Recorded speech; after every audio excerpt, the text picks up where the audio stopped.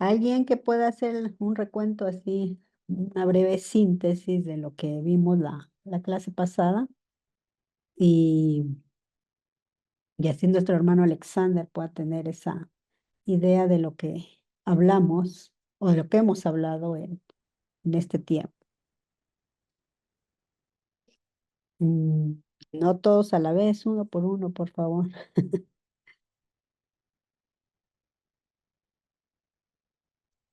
Richard, yo sé que usted tiene esa capacidad de síntesis y de resumir.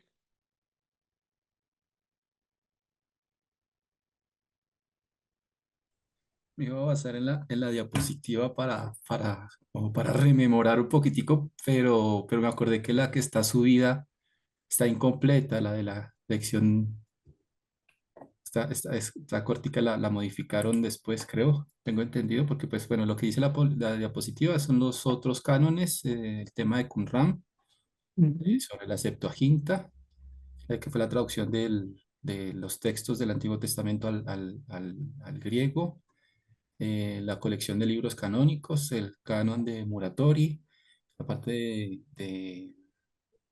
eh, bueno, que ahí se establece como el tema de los 27.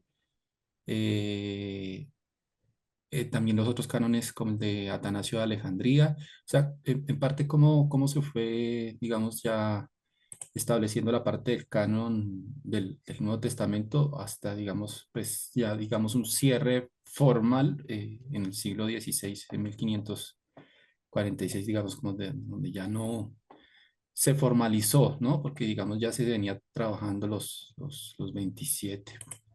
¿Qué más sería? Eh, la colección de libros no canónicos, apócrifos, Apocalipsis, Hechos, Pedro, Tomás, María Magdalena, Judas, mencionados. Y pues bueno, hay una lectura que también habla bastante, la lectura de la segunda semana habla sobre cada uno como de estos libros, ¿no? Hechos de Pedro, Hechos de Juan, trae ahí como cierta mención o lee, o pues, bueno, cuando uno lo lee especifica un poquitico de qué trata Ujú. de cada libro.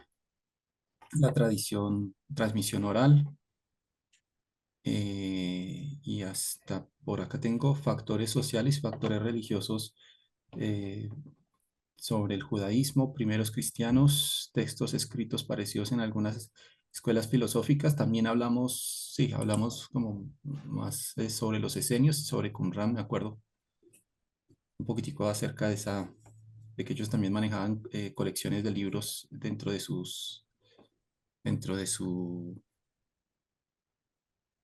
De dentro su de su, movimiento, de dentro de su... su comunidad. Ajá. Muy bien, así es.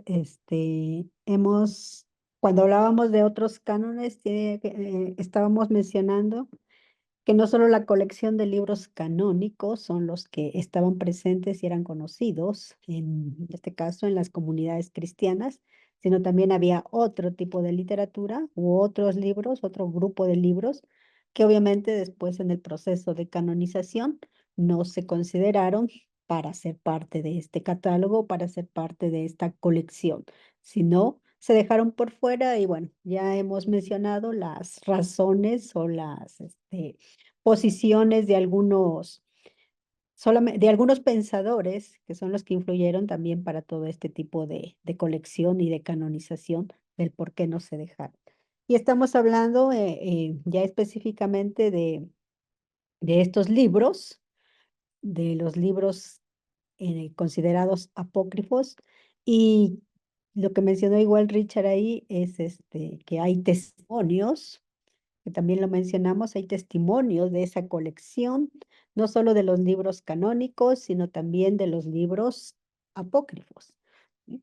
Hay testimonios que nos hablan o nos dicen cuáles son estos documentos antiguos que testifican de toda esta colección de libros. Y dentro de esos testimonios estábamos mencionando toda esta lista, sobre todo los evangelios, que son los que vamos a mencionar y considerar. Damos los papiros, el nombre de los papiros, de qué año se dataría, o se le está dando esa fecha no tanto de origen, sino de que se encuentra, de que se remonta, porque al igual que los evangelios canónicos, esta literatura también tuvo ese proceso de formación a través de la tradición oral. Y en esa tradición oral se fueron formando estos libros hasta completarse el documento que se dataría en el siglo II. Y el contenido de cada uno de estos libros que hemos mencionado, ¿sí? Y que ya lo dijimos la clase pasada, creo que nos quedamos en esta clase o en esta diapositiva, donde se habla también de otros documentos denominados o atribuidos a un personaje conocido o a un apóstol conocido. El apócrifo de Juan del siglo III, y su tema general que está presente es esa revelación secreta de Jesús. ¿Y qué revelación secreta? Bueno, pues hay que leerla en ese sentido para poder entender qué es esa revelación secreta. Lo interesante de estos libros es eso, que esas palabras o esas revelaciones que no están presentes en los canónicos se encuentran en estos libros. Estos libros tienen como esa característica de que todo lo que se menciona ahí es secreto. ¿Pero por qué es secreto? Porque ya dijimos que la mayoría de esta literatura apócrifa no es que fuera misteriosa, no es que fuera, que tuviera eh, palabras, como mágica, sino más bien es una información que solo estaba reservada para los que iban a ser parte de esta comunidad, o era una información reservada para los iniciados, eh, o para esta comunidad que también tenía que ver con dar a conocer que Juan también era uno de esos apóstoles que, al igual que Pedro, como se mencionan en los canónicos, al igual Juan, pero ya Juan específicamente el amado, también tienen esas revelaciones, también están muy cercanos a Jesús, y esa tradición de Jesús, esas palabras de Jesús, también ellos la conocen, él se las revela a ellos, y por eso en estos escritos se habla desde esta perspectiva, la revelación secreta de Jesús. El Evangelio de Judas, recordemos que hace poco, o en el siglo pasado, se dio a conocer este Evangelio. Las dataciones aún siguen en ese debate, cuándo sería, y también su contenido hace referencia a que Judas recibe confidencias de Jesús.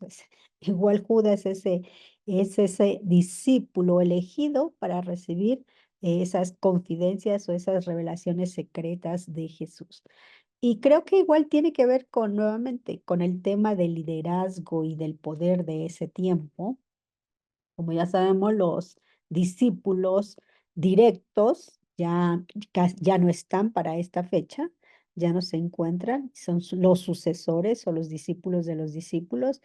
Y creo que así como decía Pablo, ¿sí? Ninguno diga yo soy de Apolos, yo soy de Cefas, sino que Cristo es el dirigente de todos, ¿sí? Si todos comunicamos a Cristo, no necesitamos por qué estar en este conflicto. Lo mismo sucede para este contexto. Ya no están los apóstoles, pero están sus discípulos, que se identifican también como seguidores de Jesús, como también los que reciben esa revelación y esa cercanía, o que también conocen esa tradición de Jesús. El Evangelio de Pedro del siglo II, también esto de Pedro es muy interesante porque aparte de los canónicos, es otro de los evangelios que hace referencia a la pasión de Cristo.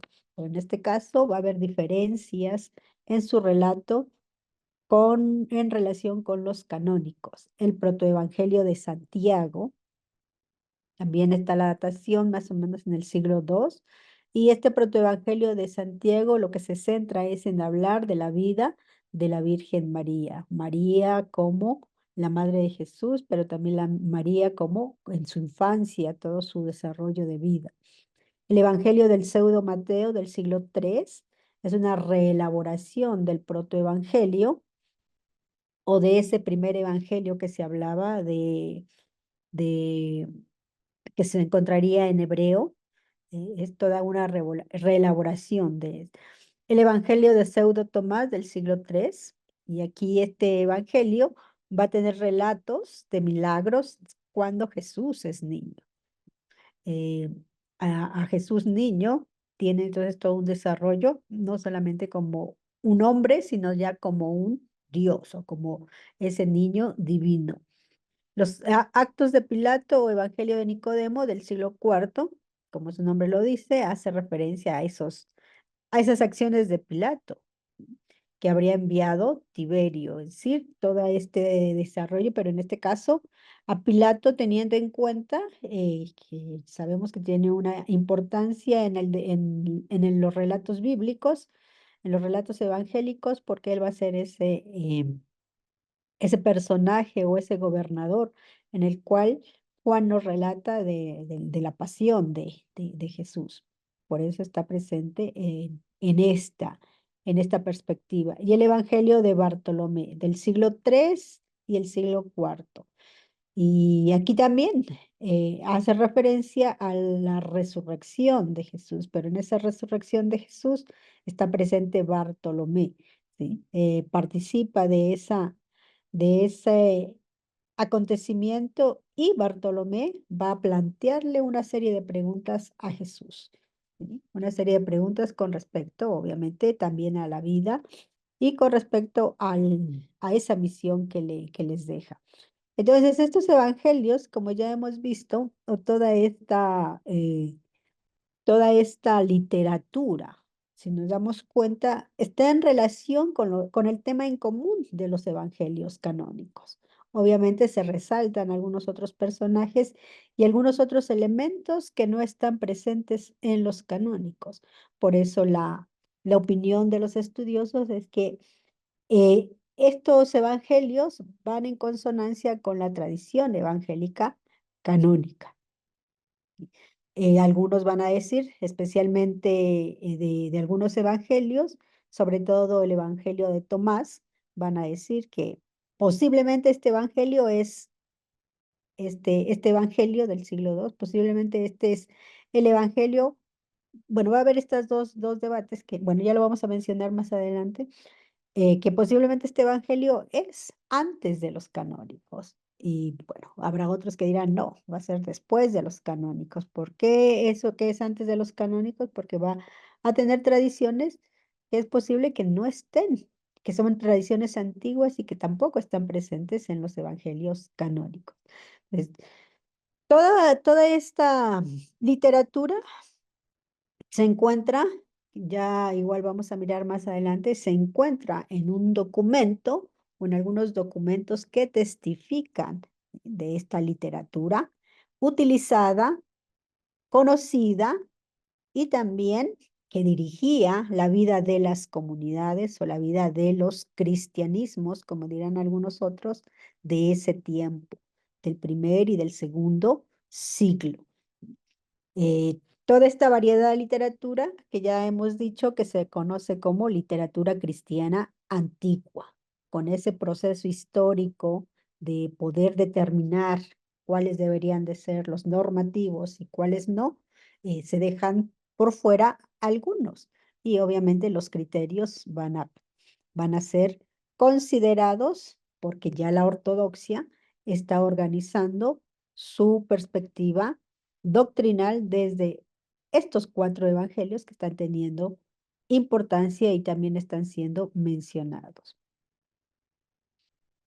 Muy bien, entonces hablemos de las características literarias y semejanzas entre estos cuerpos de, de literatura, sobre todo de los evangelios, porque también tendremos otro tipo de literatura como los hechos, como los apocalipsis, como las cartas, que también es denominada literatura apócrifa, y que van a seguir también ese mismo formato en el género que se ha identificado o que se ha clasificado. En este caso, los evangelios. En primer lugar, ¿cuál es una de esas características en común o que tienen o que los hacen semejantes de esta literatura? Aunque si bien es cierto, se les ha mencionado como evangelios y evangelio es un género, pero estos evangelios no, o los evangelios apócrifos, algunos no son denominados evangelios, pero no van a tener el mismo estilo o el mismo formato que los evangelios canónicos. Entonces, uno de esos aspectos característicos de estos dos grupos sería el género literario. El género literario evangélico o el género literario evangelio. Los que sí son considerados verdaderos evangelios, en el caso de los apócrifos, tienen ese aspecto similar, ese aspecto que los unen con los evangelios canónicos, pero muchos de ellos no tienen ese estilo o no tienen ese formato o ese modelo de evangelio.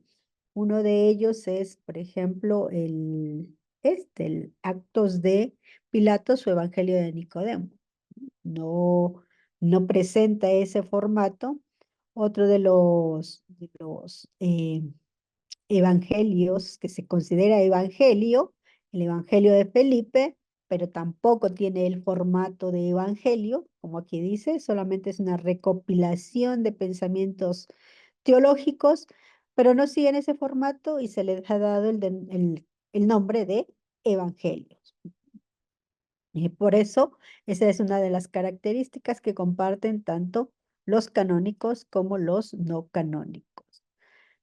Número dos, tradiciones de Jesús. Es decir, la mayoría de evangelios, tanto apócrifos como canónicos, recogen, expresan, relatan tradiciones de Jesús o tradiciones acerca de Jesús. Cuando hablamos de las tradiciones acerca de Jesús, ya hemos mencionado en la segunda clase que las tradiciones tienen que ver con su vida, con su obra, con sus palabras, con sus acciones, con sus intervenciones, con todo lo referente a Jesús. Y entonces esta literatura también hace referencia a Jesús, pero algo característico, aunque habla de las tradiciones de Jesús, pero algo que difiere con los canónicos es que por lo regular, como ya mencioné, va a hablar de esas palabras ocultas de Jesús. Cuando hablamos de oculto, es que solamente son reservadas para esa comunidad o para ese discípulo. Para ese discípulo se le ha conferido palabras que no le dijo a la comunidad en general o no le dijo a los demás discípulos. Y esas palabras ocultas solamente se las ha transmitido a este discípulo y ahora la responsabilidad de ese discípulo es darlas a conocer a través de este escrito o de su evangelio. Utilización número 3 para justificar sus ideas. Tanto los evangelios canónicos tuvieron este propósito, ¿sí? Justificar esas ideas, en este caso, en relación con el judaísmo extremo que no consideraba a Jesús como Mesías, ¿sí? Eh, en el caso de ya del siglo II, igual en el contexto cristiano, sabemos que los padres y los defensores de la fe consideraron los evangelios como esa base fundamental para, para mantener la ortodoxia y de esa forma entonces ser esa base para debatir con los herejes o lo que se consideraban herejes. En este caso son los evangelios canónicos, pero en el contexto del siglo II también los evangelios apócrifos realizan o van a tener ese mismo propósito. Su interés era apologético. ¿En qué sentido? Sobre todo, por ejemplo, en el Evangelio del pseudo Tomás, demostrar que Jesús aún de niño, aún desde su infancia, es hijo de Dios, o aún desde su infancia es Dios. ¿Sí? Lo que no tenemos en los evangelios canónicos, por ejemplo, solamente se habla de cómo de su nacimiento y posteriormente se le da mayor importancia a todo su desarrollo ministerial. Pero ¿qué sucede en todo ese periodo de vida, desde los 12 que nos habla Lucas hasta los 30 menos, que nos habla, o un poquito antes, que nos habla los evangelios? Entonces, que la finalidad de estos evangelios también no era, en este caso, debatir a los herejes, como hizo el cristianismo eh, del siglo II, sino el propósito de estos evangelios es apologético, justificar o más bien dar a conocer que Jesús es hijo de Dios, que también Jesús tuvo otros apóstoles o también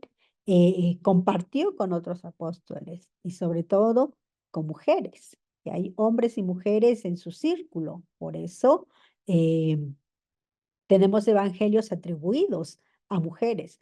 ¿Por qué? Porque entonces está cambiando la perspectiva en ese sentido, de que Jesús también tiene en su círculo de seguidores hombres y mujeres.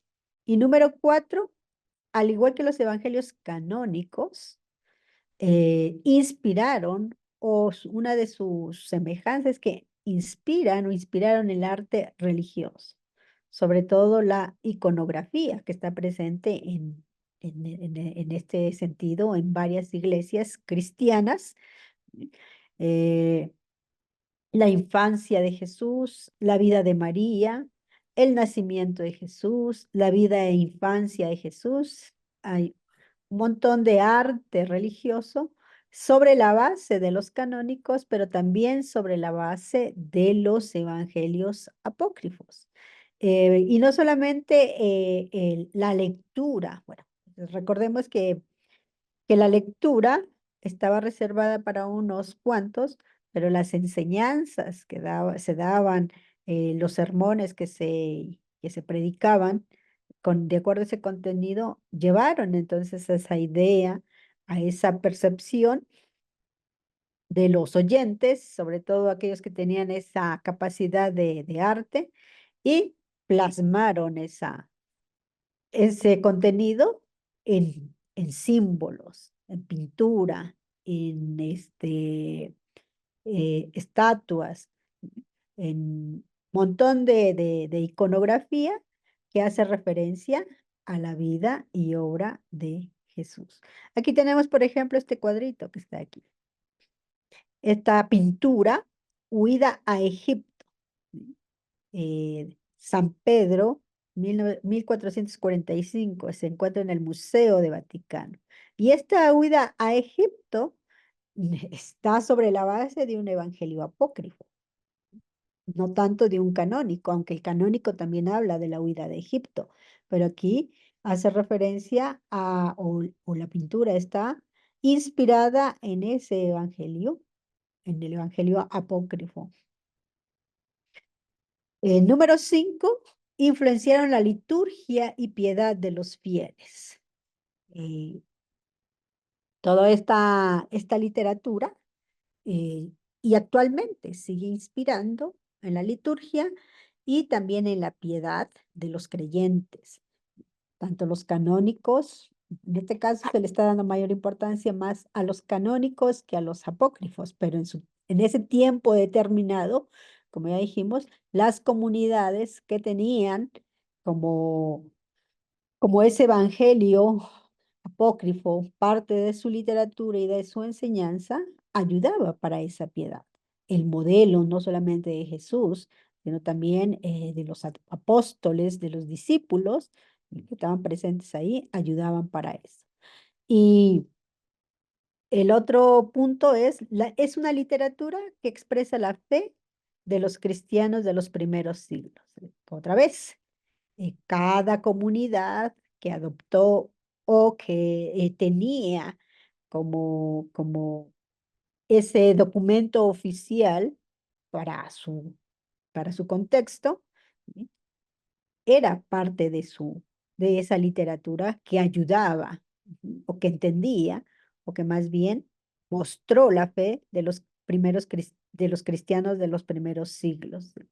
Ya mencionamos que había algunos como Marción, tenía todo un grupo de libros, pero también tenía otra literatura que no era la canónica, los valentinianos, los ebionitas, cada uno tenía un evangelio. Consideraba que era el que ayudaba en esta fe. Pero más que ayudar, las comunidades o las personas que hicieron o que conformaron o formaron estos evangelios, ahí plasmaron esa fe, ahí expresaron esa fe. ¿Sí? ¿Quiénes son los autores? Bueno, ya dijimos, los libros se le atribuye a un autor, pero es posible que ese autor no sea el autor original, sino sea otros autores anónimos que hacen este tipo de literatura y que forman esta literatura. Eh, entonces, a esto se refiere ya el número 3, el tema número 3, la literatura canónica o la literatura eh, apócrifa o la literatura canónica y otros cánones. Es decir, cuando hablamos de otros cánones, no estamos hablando en el sentido de esa oficialización que se cierra en el siglo I con el Antiguo Testamento, sino también en el siglo XVI, sino que ya para este contexto no había un órgano oficial que le diera la autoridad a estos libros, pero la misma comunidad y su uso les daba esa autoridad de ser libros canónicos, de ser libros normativos y autorizados en ese sentido. Cuando hablábamos de la canonización del siglo XVI en adelante, se incluye otro elemento para poder hablar y también defender el tema de toda esta literatura. Es el tema de la inspiración.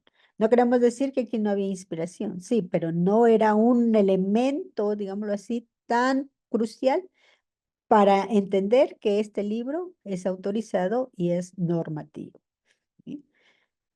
Muy bien, con esto terminamos el punto número 3 y continuamos con el 4. Antes de pasar al 4, ¿hay alguna pregunta?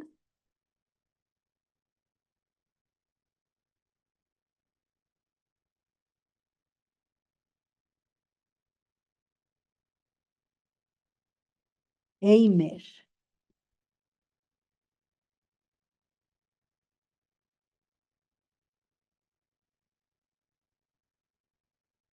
haga su pregunta, Eimer, o su comentario.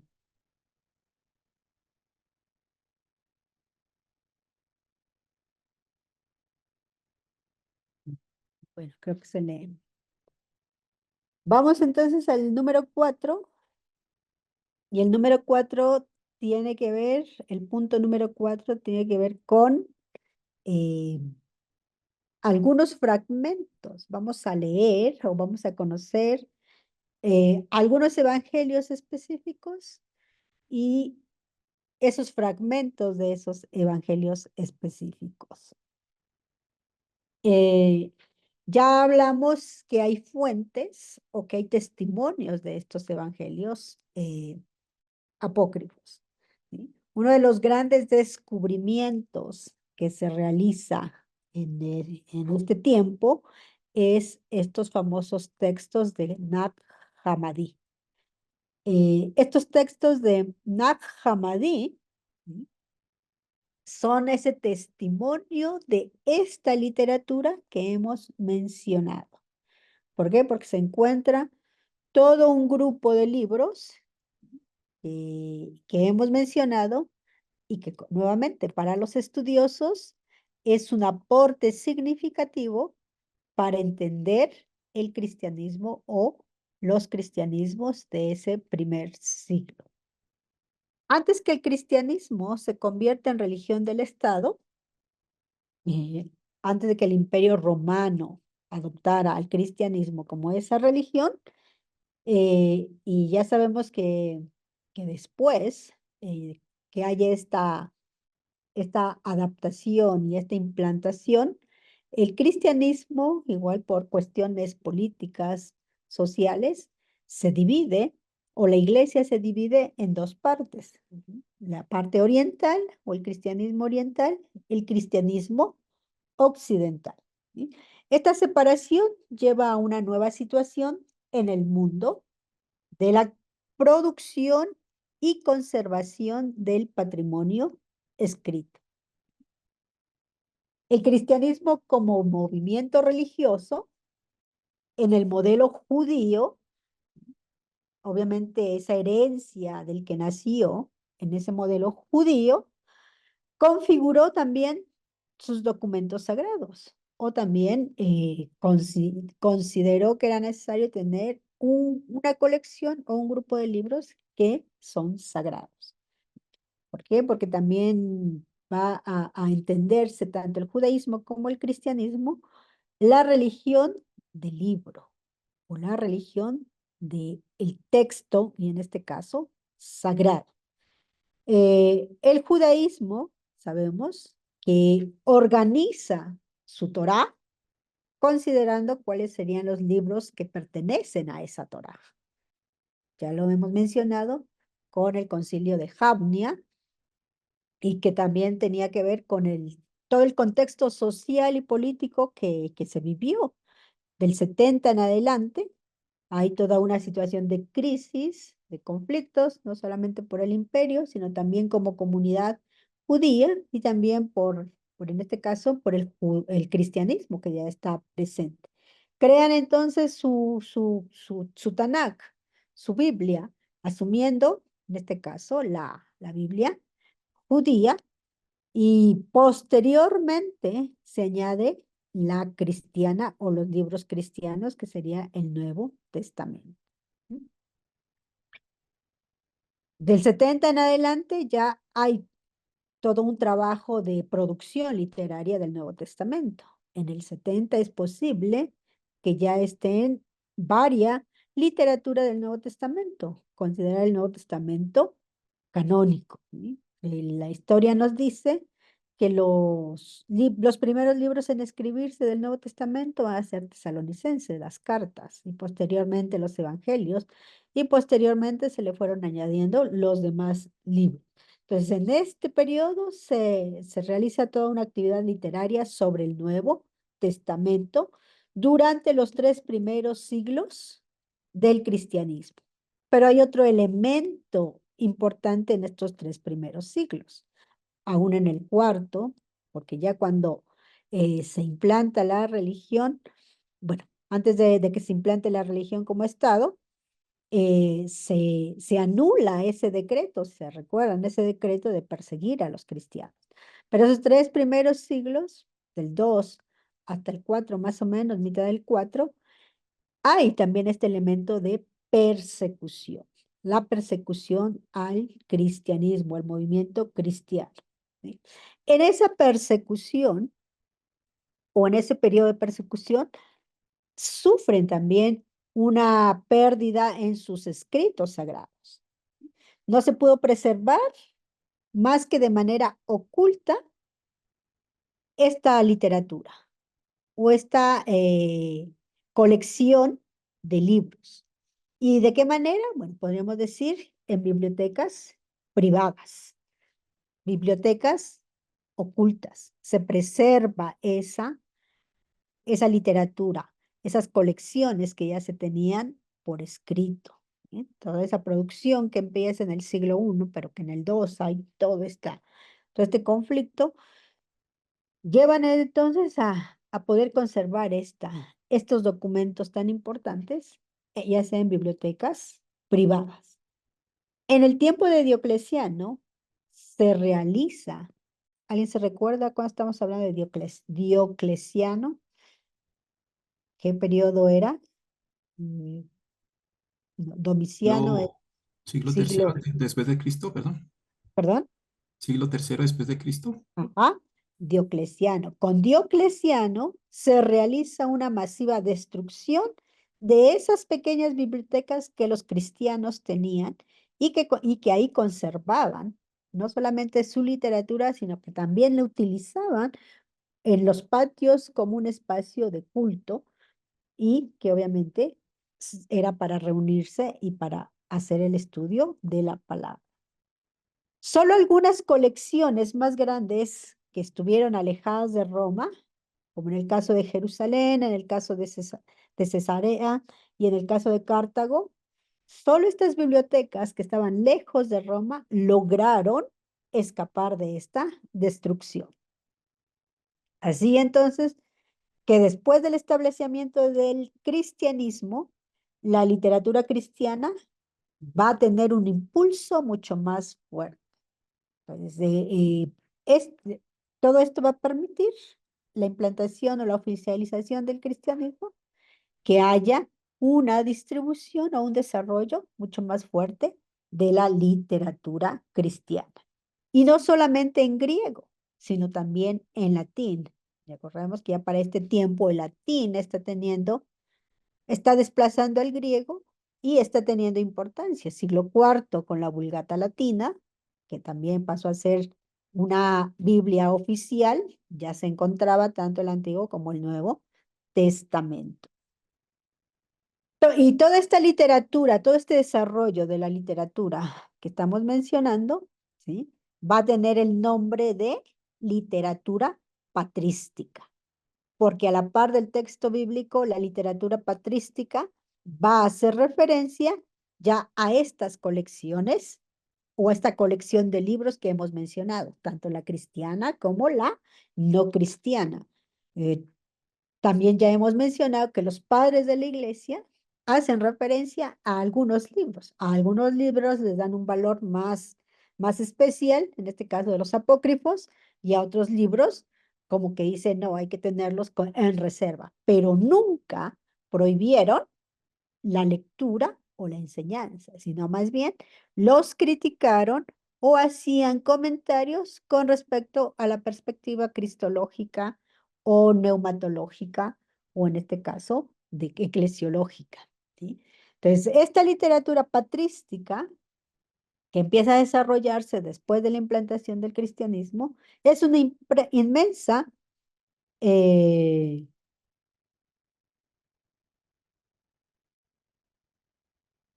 esta inmensa producción de literatura religiosa no cesó de crecer o de desarrollarse hasta inicio de la Edad Media. Hasta inicio de la Edad Media. En este periodo, siglo IV, que también ya empieza toda la Edad Media hasta el siglo XIII más o menos, surge otro movimiento, que es el monaquismo. El monaquismo. Con el monaquismo oriental, que nace al sur de Egipto, a inicios del siglo IV después de Cristo, se forman las bibliotecas de la ortodoxia en diferentes lenguas. Eh, Bibliotecas de la ortodoxia. ¿Por qué decimos de la ortodoxia? Porque también hubieron otros movimientos que fueron después considerados herejes o no ortodoxos, como los gnósticos, ¿sí? Movimientos como los gnósticos, no solamente del primer siglo, sino todo su desarrollo también del segundo, del tercer siglo. ¿Sí?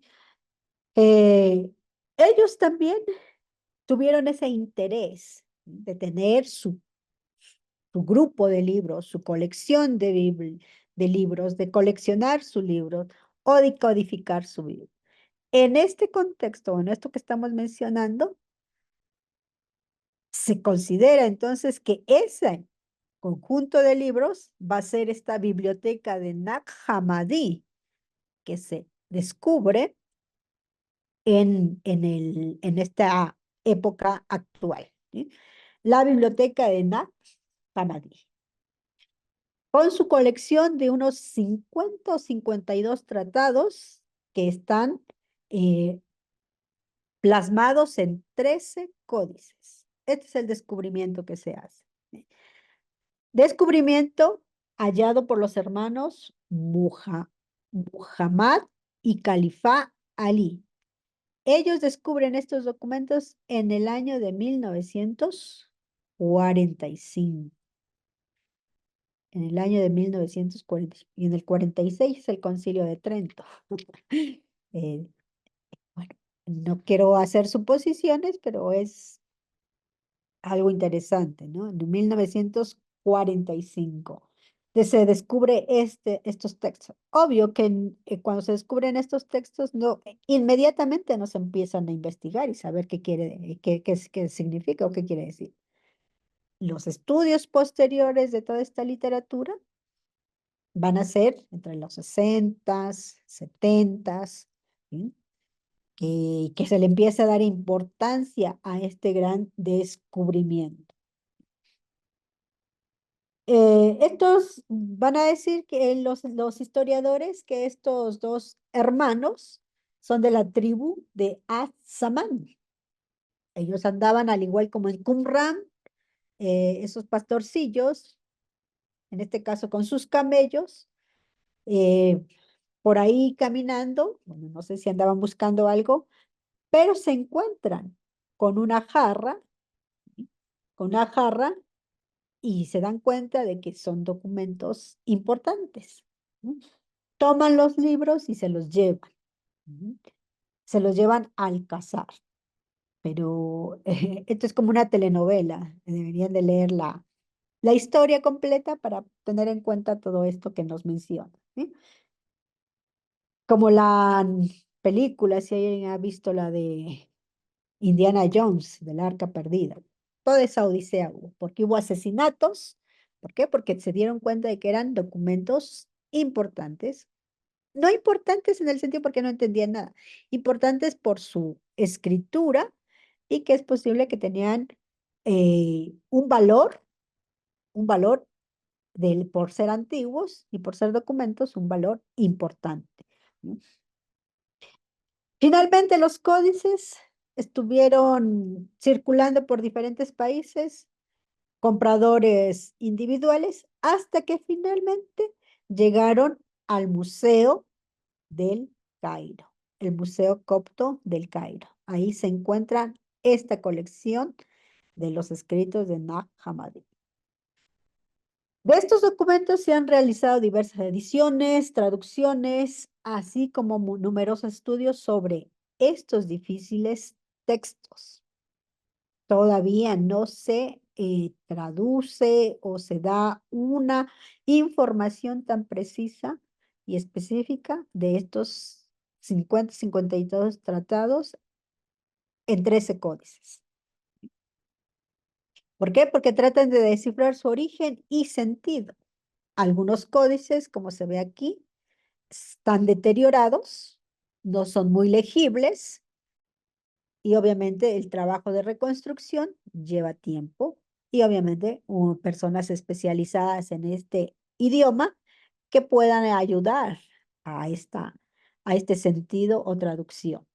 De los 52 tratados, todos se encuentran en lengua copta, pero esta lengua copta se considera que fueron traducidos del griego y escritos sobre papiro.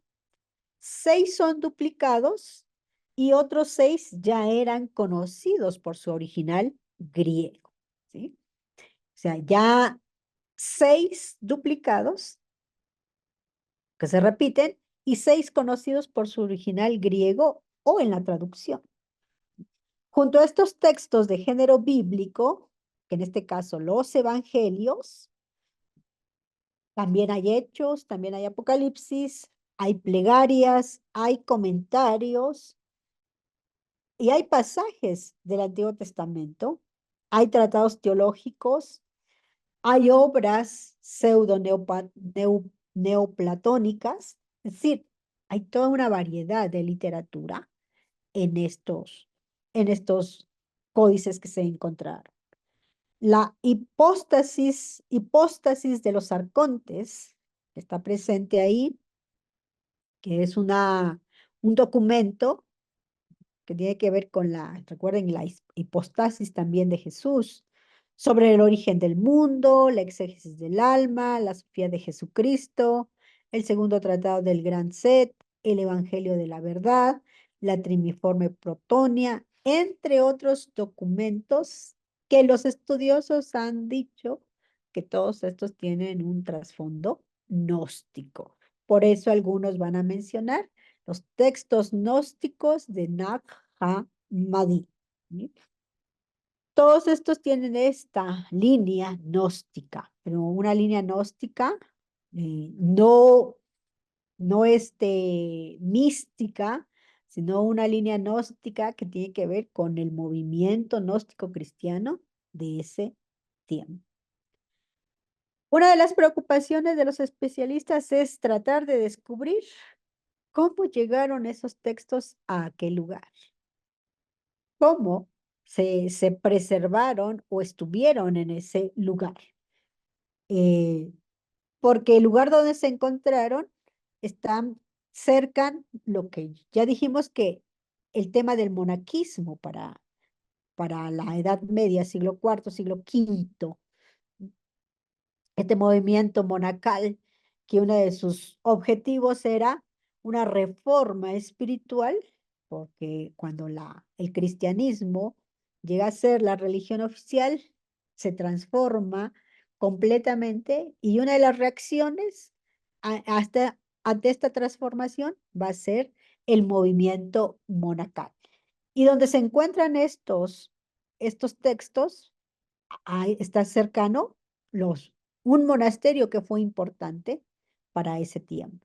Y en este caso, los estudiosos, como ya dijimos, su preocupación es saber cómo llegaron ahí. ¿Tendrá alguna relación con el monasterio de Pacomio? Pacomio va a ser un monje importante en este movimiento.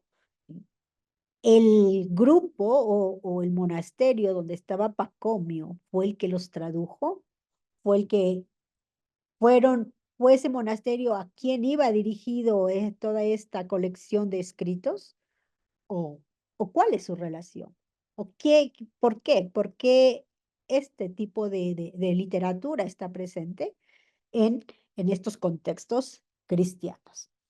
Textos que nos descubren la tremenda lucha del cristianismo primitivo por acercarse a su límite de conocimiento en respuesta a otros movimientos, ¿sí? Que la filosofía del momento ya había desencadenado por su cuenta. Como ya dijimos, es una gran colección de textos gnósticos, pero porque llega a en este caso, si está en relación con el monaquismo, a un contexto del cristianismo. O, eh, ya dijimos, habla de estos evangelios apócrifos y que se alejan un poco del contenido ortodoxo de los evangelios canónicos. Si para el judaísmo el descubrimiento de Qumran o el descubrimiento del Qumran ayuda a entender todo ese contexto judío, ¿sí? El texto o los textos de Nag Hammadi ayudan o aportan para conocer todo ese contexto cristiano de ese tiempo, ¿sí? Entonces, esta biblioteca es al cristianismo como Qumran al judaísmo. Con el Qumran se abre toda otra perspectiva y otra panorámica histórica, religiosa, en este caso del judaísmo, literaria, porque ya igual en los descubrimientos de Qumran se van a encontrar otros libros que difieren de la Tanakh, en el sentido del texto del escrito hebreo y a veces también del contenido. En este caso, Nahak Madi, como ya mencionamos, también va a tener este aporte para los evangelios canónicos, ¿sí? Entonces, este es uno de los descubrimientos importantes y también que va a aportar de manera considerable en los estudios bíblicos con respecto no solo al cristianismo de ese tiempo, sino también a la literatura cristiana y en especial los evangelios y otros libros más que ya dijimos que se encontraron. ¿Sí?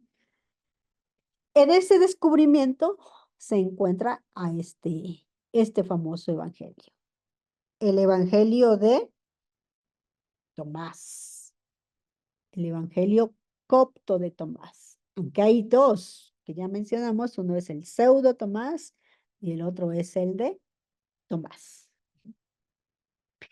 Este texto se considera el más importante para el conocimiento del cristianismo primitivo. Es uno de los libros encontrados en la biblioteca de Nag Hammadi. ¿Sí? Uno de los libros encontrados en la biblioteca de Nag Hammadi. En esa biblioteca de Nag Hammadi no solo se encuentra este libro, sino también se van a encontrar otra literatura más que ya vamos a mirar.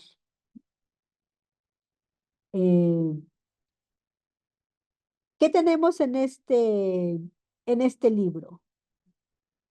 En este Evangelio de Tomás,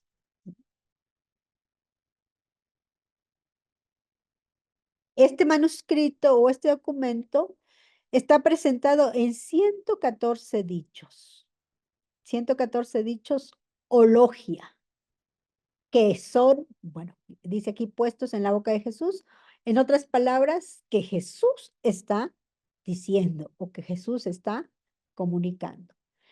Algunos autores van a diferir en el sentido de que no van a decir que son 114, sino van a ser 118, otros van a ser que son 121. Este documento fue identificado en el 1948, pero se dio a conocer su reproducción fotográfica o se conoció ya fotográficamente en el año 1956.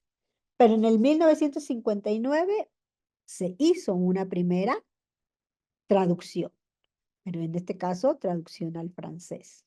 Ahora ya tenemos traducciones al inglés, al español. Eh, y obviamente los autores van a ser algunos de ese contexto. Al conocerse este descubrimiento, obvio que captó el interés de los estudiosos. ¿Por qué? Porque lo que habla el texto, lo que habla el documento, llama la atención. Llama la atención de lo que dice este texto. ¿Qué es lo que dice, o más bien, de qué trata el texto? En primer lugar, es un texto copto. Sabemos que el copto es una variante en este caso, del egipcio. ¿Sí? Copto del siglo IV, pero su documento original posiblemente se escribe en griego. Por eso, este texto es traducido del griego al copto. Algunos, como ya mencioné, van a decir que es antes de los evangelios canónicos. Otros van a decir que no, que es posterior. ¿Por qué? Porque como ya dije, va a hablar de tradiciones mucho más antiguas que ni los mismos canónicos mencionan. Al igual que sucede con otros textos de Nag Hammadi, algunos de los dichos recogidos en el Evangelio de Tomás ya se conocían en el original griego por fragmentos de papiros, el papiro de Oxirrinco, o por noticias de citas de escritores cristianos, como en el caso de Hipólito, Clemente de Alejandría, Orígenes. Cada uno de estos personajes ya mencionaba o citaba a este evangelio, entonces ya se conocía a este evangelio o este documento. Algunos de los dichos aparecen atribuidos a otros evangelios, pero es a partir del siglo IV, como San Agustín, por ejemplo, va a decir que es mencionado entre los escritos maniqueos. Es decir, otros movimientos también mencionan a este evangelio. Y como ya también lo citamos en el decreto gelasiano o decretum gelasianum que también se menciona a este evangelio. Obviamente, como ya dijimos, que su línea es gnóstica, este evangelio gozaba de gran reputación entre el movimiento gnóstico. Y para algunos grupos, este evangelio ocupaba un puesto similar al de los evangelios canónicos. Es decir, para algunas comunidades, el de Mateo era el evangelio por excelencia, para otros Juan. Para el movimiento gnóstico, o en algunos grupos del movimiento gnóstico, este evangelio gozaba de ese privilegio, de importancia. Al inicio del evangelio, se presenta como obra de Dídimo, Judas, Tomás. Va a decir, estos son los dichos secretos de Dídimo, Judas, Tomás, que Jesús el viviente ha dicho y ha escrito. Que Jesús el viviente ha escrito. Eh, y obviamente va a tener algunas variantes con los otros documentos que mencionamos. Palabras secretas, apocrifoi. Ahí va a utilizar el término griego apocrifoi. Aquí dichos, algunos otros van a decir palabras secretas. Apocrifoi. Eh, y también al final va a terminar con haciendo referencia al nombre. Estas termina o se termina el Evangelio según Tomás. Con respecto entonces al nombre de Tomás, ¿quién es Tomás? ¿Será Tomás el que menciona el texto bíblico? Bueno, algunos van a decir que sí, que va a ser Tomás el que se menciona en los evangelios canónicos. Y aquí tenemos algunas citas donde hace referencia a eso. Marcos 3:18, Mateo 10 al 3, Lucas 6 al 15, Juan 4:5, Hechos 1 al 3. Vamos a darle lectura a los dos primeros, si alguien tiene, que pueda leer Marcos 3:18, Mateo 10:3.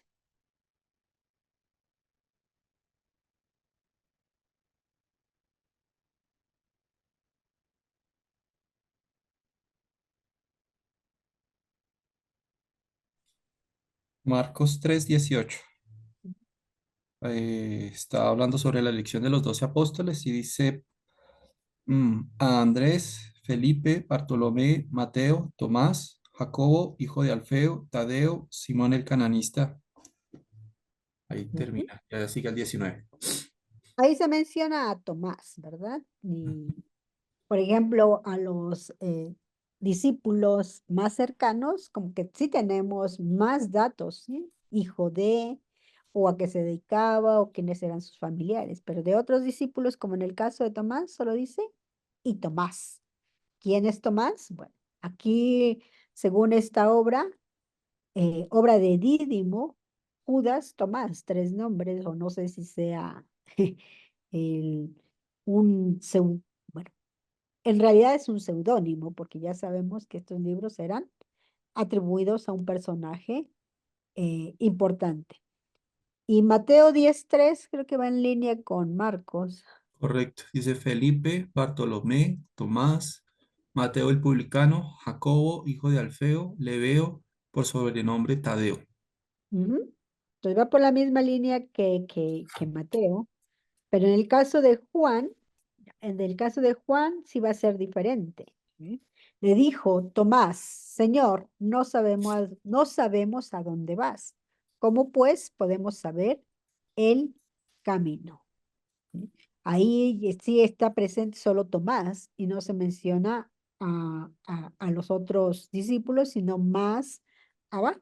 Se da a entender que igual es parte de los discípulos. Entonces, ¿se trata de Tomás, el que se menciona en los canónicos, o se trata de otro personaje? Que también aquí se pone como nombre Judas. ¿Sí?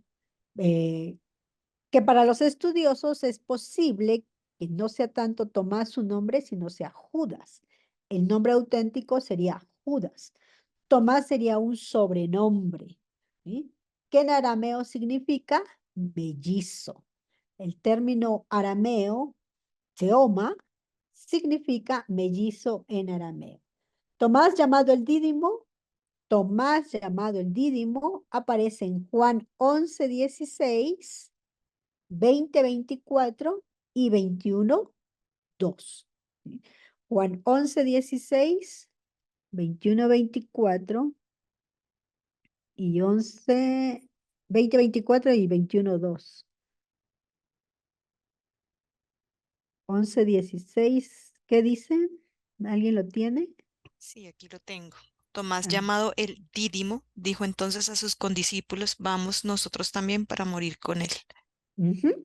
Entonces ahí se hace referencia en estos versículos a Dídimo.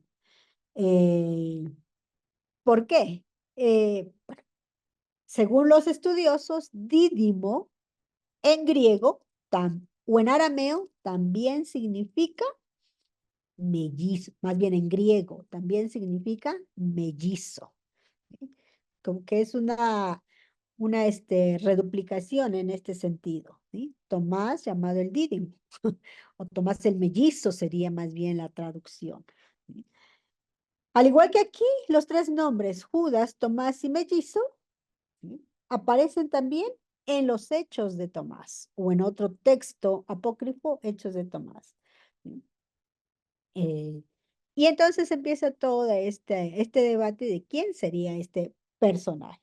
Tomás con Judas, el hermano del Señor, o se combinan estos nombres, o según un autor trevijano, eh, se podría decir que Tomás es visto como el hermano mellizo espiritual de Jesús.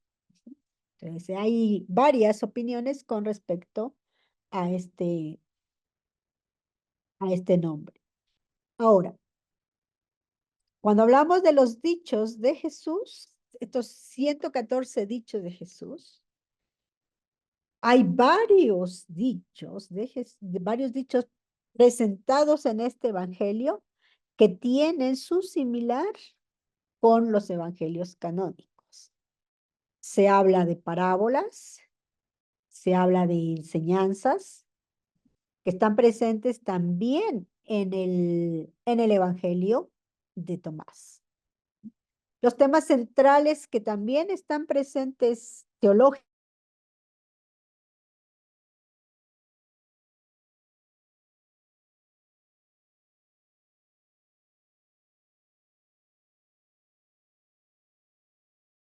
Se cortó, me parece. Sí, se le fue el internet. Se fue el internet, creo.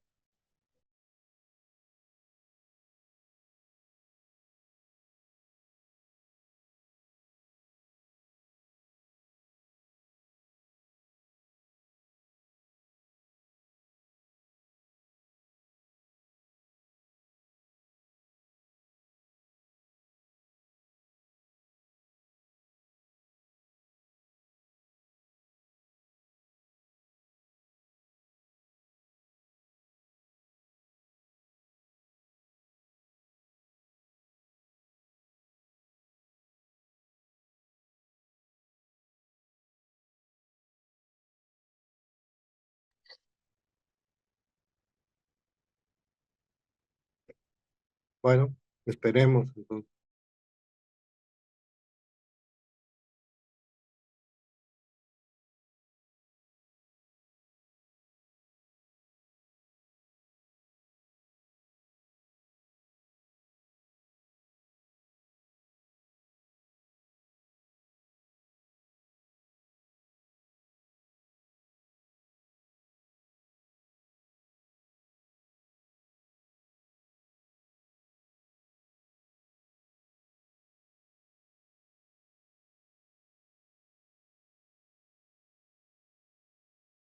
Perdón, estamos teniendo ahora problemas de internet. ¿Me escuchan? Sí, Sí, señora. Muy bien.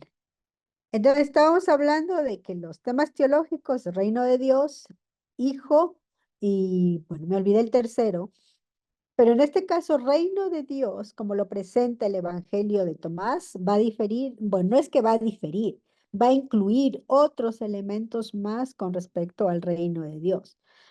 El Hijo, el Hijo que en este caso está en relación con Jesús, va a estar presente también como lo presentan los evangelios canónicos con respecto al Padre, con respecto al Espíritu Santo también. Va a estar presente ahí el tema de la Trinidad o de esta fórmula trinitaria. Es conocido entonces como una colección de dichos que van a estar presentes en los evangelios canónicos. Vamos a mirar algunos de ellos, eh, pero voy a poner, déjenme ver, acá tengo otro, me parece. No, que como viene a...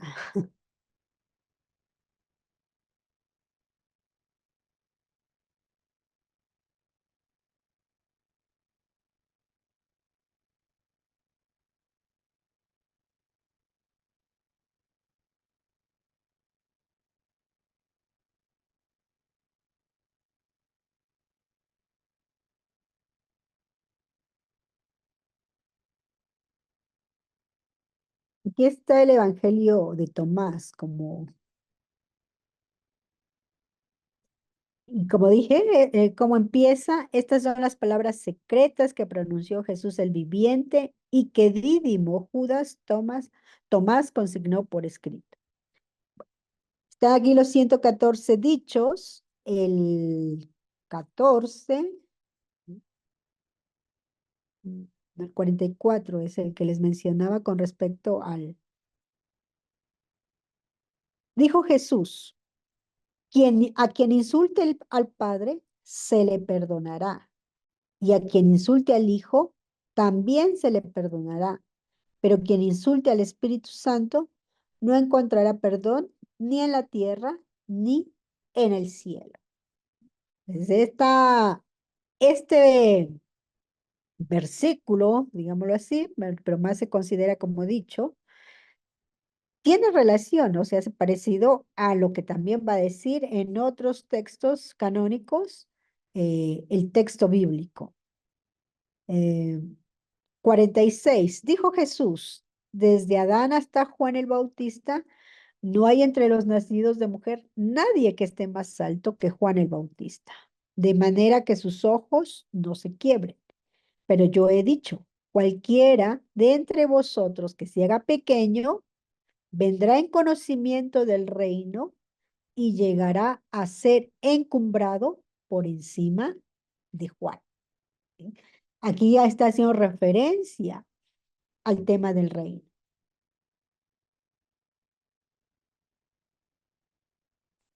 Eh,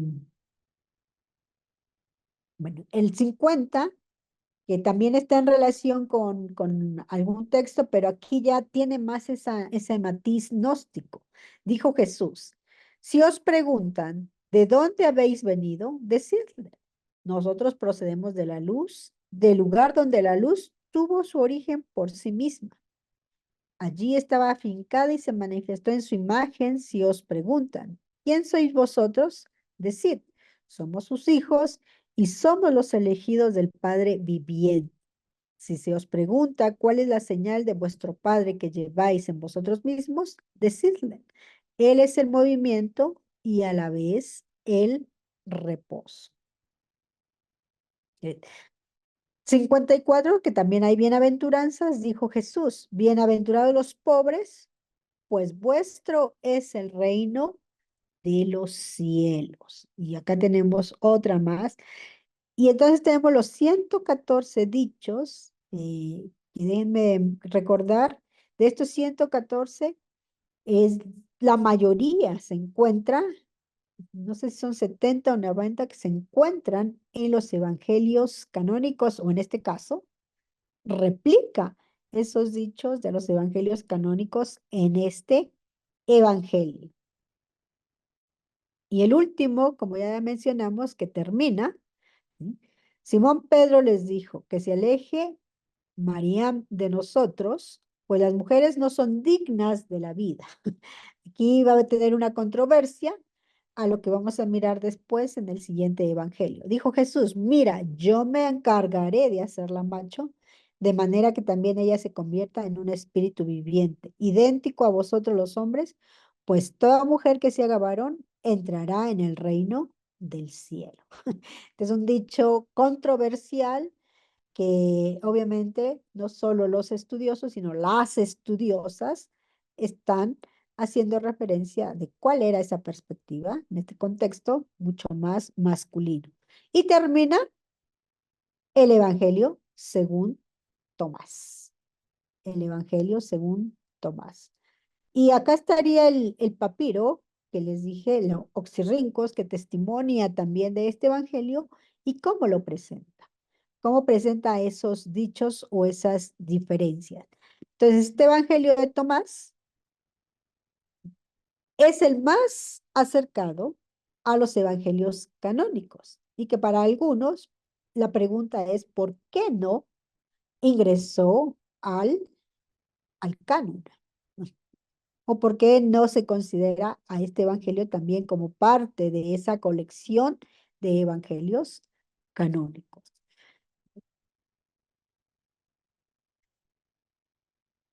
Sí.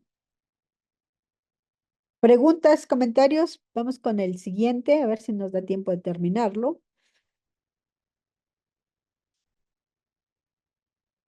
Eh, el siguiente sería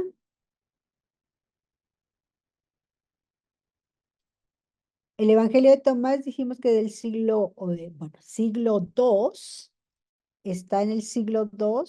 Bueno, hay opiniones que el original sería del 140, 150. Pero tuvo un proceso de formación hasta llegar a datarse en el siglo II, pero el original, como empezó a escribirse, va a ser entre el año 140 y 150 después de Cristo. Y así como lo tenemos, o como se encontró completo, estaría en el siglo II, porque para algunos estudiosos hubo un proceso de formación. Y para algunos estudiosos ese proceso de formación sería en dos partes.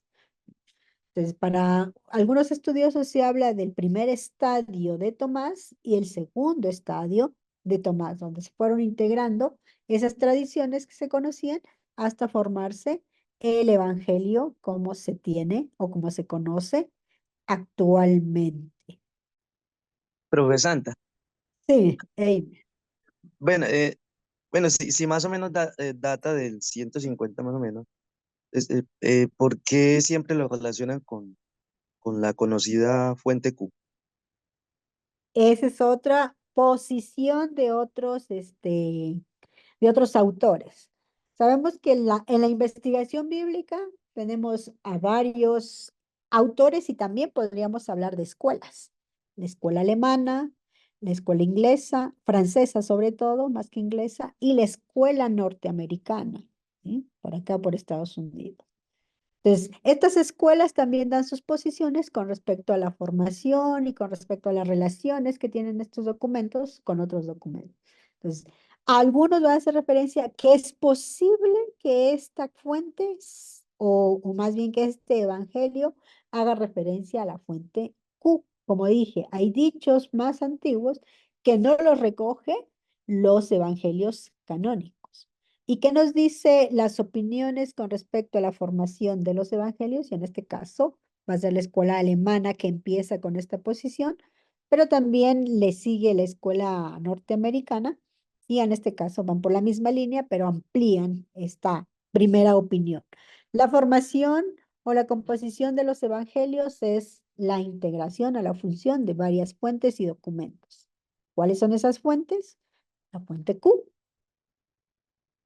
Y la fuente Q, y en este caso, la fuente que sería Marcos, la primera fuente primordial Marcos, que es la fuente, las dos fuentes, que es la opinión, la composición y formación de los evangelios sería la primera opinión por dos fuentes, el Evangelio de Marcos y la fuente Q. Entonces, esa fuente Q, que sería en este caso ese material que no está presente en Marcos, pero que es posible que se encontró en otro documento, que en este caso sería la fuente Q.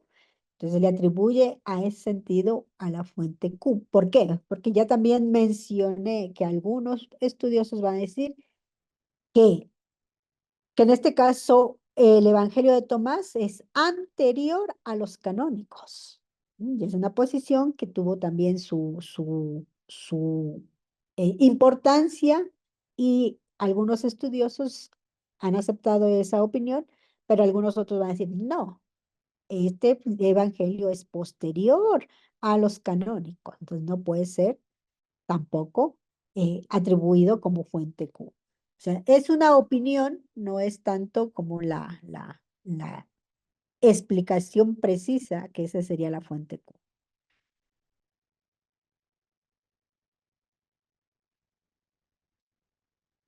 Tenemos otro documento y otro evangelio que se conoce como el Evangelio de María.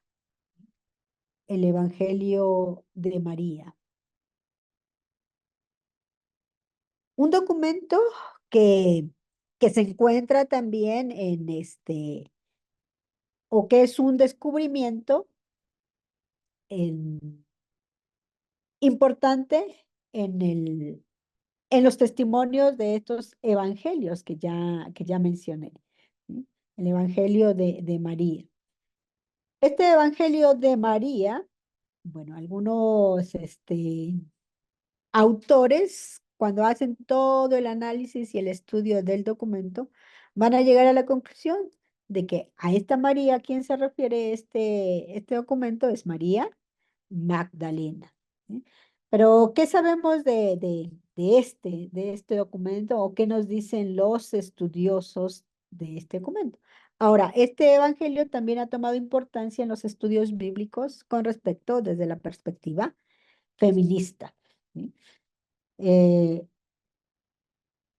entonces, tenemos el Evangelio de María, es parte de un códice que contiene otras obras, y que este señor, Carlos Reinhardt, compró en el Cairo en el 1896. Se encuentran estos documentos en un anticuario, y obviamente se da cuenta de que son documentos igual antiguos e importantes. Posiblemente este documento o este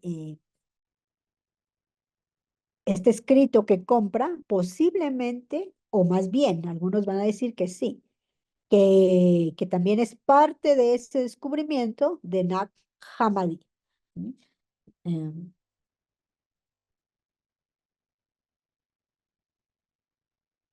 ¿qué otros documentos está presente en o qué otros libros está presente en este documento que encuentra? Se encuentra el Evangelio de María, el Apocalipsis de Juan, la sabiduría o la Sofía de Jesús y los Hechos de Pedro. ¿Sí? Los Hechos de Pedro. Parece entonces el Códice de María o el Evangelio de María, y es el famoso Códice Verolinense. El Códice Verolinense que es el documento que encuentra o que compra este señor. Al hacerse todo el análisis y los estudios de este documento, se llega entonces a la opinión de que este escrito también está en copto saídico y dataría del siglo V o finales del siglo IV. Y es el famoso Códice o Codex Verolinense. 8502, y su identificación es BG. Verolinense, en este caso tiene que ver con la G de gnóstico, porque igual va por esta línea gnóstica. Está escrito sobre papiro y le faltan algunas hojas a este documento. Bueno, nos centraremos en el Evangelio de María. Le faltan algunas hojas a este documento. De las 19 páginas originales que es posible que pudo haber tenido este documento, le faltan de la 1 a la 6 y de la 11 a la 14. ¿Sí? Le faltan estas páginas. Pero el resto están completas. Pero hay una parte de lo que está completo que también no es tan visible. Hay como una laguna ahí que no permite que haya una lectura fluida. Pero a diferencia de eso, lo demás está entendible y comprensible. Estos papiros que se encontraron, o este documento que se encontró, como ya mencionamos, son papiros que ayudan para el estudio de conocer esta obra o estas obras, porque van a presentar entonces variantes con respecto a otros documentos que también van por esta línea, como ya dijimos, la línea gnóstica. ¿De dónde procede el escrito? No hay opiniones con respecto a eso, no hay una información precisa con respecto de dónde procedería este texto. Posiblemente este texto proceda de Siria. Siria, por el papel que juega Leví en el texto o por el nombre que se menciona en el texto, que es Leví. O también por la afinidad que pueda tener con una escuela gnóstica de ese tiempo que sería Bardesano. Una opinión entonces sería Siria, otra opinión sería que procede de Egipto, porque no se han encontrado ejemplares más que allí en Egipto. Y que obviamente aquí también estaría en relación la influencia de Filón que presenta el texto, en este caso, que era el texto mayor para Egipto. Entonces hay opiniones si es de Siria, si es de Egipto, si es de Asia Menor, pero todavía no se llega tampoco a una precisión de dónde procedería este evangelio. ¿De qué habla el Evangelio de María? El contenido del Evangelio de María se denomina así, ¿por qué? Porque al final de la obra, así como vimos con Tomás, aparece el nombre de ella, Evangelio de María, que es un título que también se encuentra en los papiros del siglo III que fueron escritos en griego. Aunque habla de María o se le identifica a María, también en los estudios hay varias opiniones con respecto al nombre de María. María, Marijam o Mariame, que son algunos nombres, las variantes del nombre, y cada nombre tiene que ver con el contexto. ¿Sí? Mariam estaría si es en hebreo, en arameo, y Mariame es en griego. Pues hay esas posiciones de cuál sería el nombre igual en especial. Como ya mencioné, todos los estudios apuntan igual al autor. ¿Quién es ese autor? Así como Tomás ahora con María. ¿Sí? Se trata de identificar a la protagonista de este evangelio. Algunos la identifican con María de Nazaret, otros dirían que sería María Magdalena, otros serían María la Madre de Jesús, otros dirían que es una figura simbólica. Bueno, las opiniones son diversas, pero hay una que está tomando mayor importancia que va a decir que no es ninguna de las que ya mencioné, sino que es posible que sea María Magdalena. ¿Sí? Y María Magdalena entonces sería la autora de este, bueno, no la autora, sino la que sobresale en este escrito. ¿Sí? El Evangelio de María comienza con unas palabras del resucitado a sus discípulos. Parece un diálogo, esos diálogos que nos presenta Juan. ¿Sí? Un diálogo del resucitado con sus discípulos.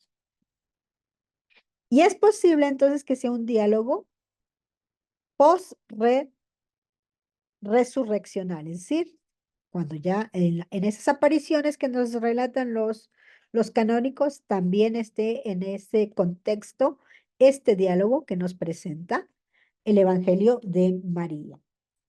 Y en ese diálogo, ¿qué es lo que hay? Hay una enseñanza del Salvador y Salvador es el nombre que se menciona aquí en este evangelio, el Salvador, y que es una denominación utilizada en los diversos evangelios apócrifos para hacer referencia a Jesús. Vimos que en el evangelio de Tomás era el viviente, acá va a ser el Salvador, y en algunos otros también va a utilizarse este término, el Salvador. ¿Sí? Entonces, el Evangelio de María empieza con este diálogo post-resurreccional. ¿Y qué es lo que está hablando? Hay una enseñanza que tiene que ver con la materia, con el pecado, con el mundo. ¿Sí? Y en eso hay una pregunta de Pedro. Y hay todo este diálogo y presenta entonces la respuesta de Jesús y bueno, y otras situaciones más que vamos a dejarla para la próxima semana, esperando que la próxima semana no se vaya la luz y podamos aprovechar el tiempo desde un inicio. Vamos a leer un fragmento del Evangelio de María, vamos a leer fragmentos de algunos otros evangelios y después ya empezamos a analizar específicamente un evangelio en relación con el contenido de los canónicos, ¿sí?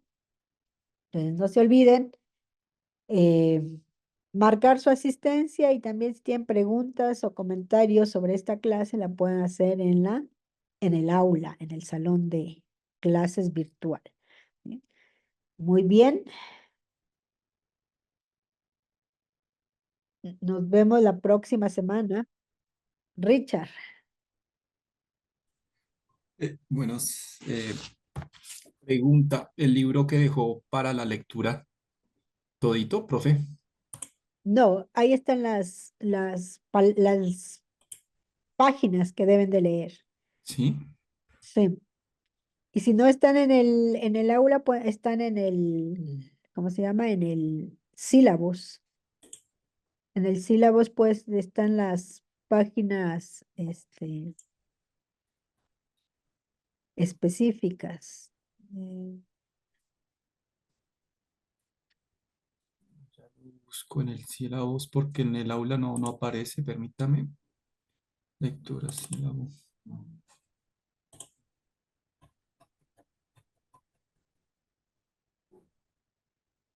De la 20 a la 58 sería, entonces. Así es. Ujú. Ah, ok. Vale, si no. Es que pues siempre es de 222, estaba como, como Porque larguito. eran bastantes, ¿no? Sí, listo. Bueno, muy bien. Bendiciones, gracias. Nos vemos la próxima semana.